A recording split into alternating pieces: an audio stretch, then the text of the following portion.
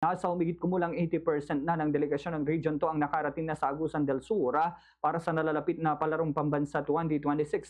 Sa panayam ng Bombo Radio Kawain kay Assistant Regional Director Florante Vergara, sinabi nito na nasa biyahe pa ang nasa 117 na atleta at coaches mula region.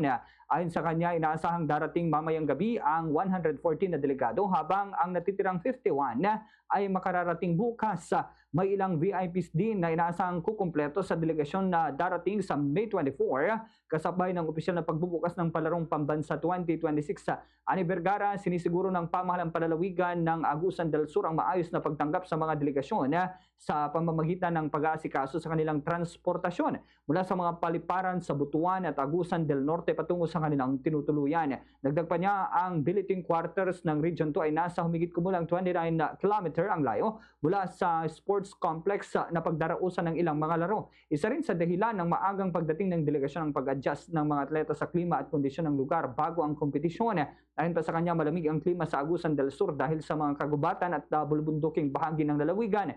Air condition din anya ang bawat kwarto kaya hindi na kailangang ang acclimatization ng mga atleta.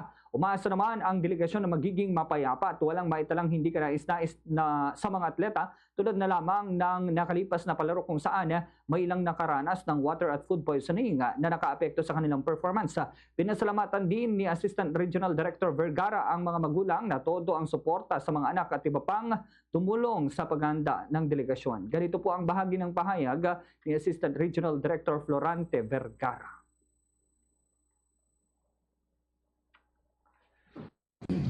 Salamat po ako sa mga magulang ng ating mga atleta.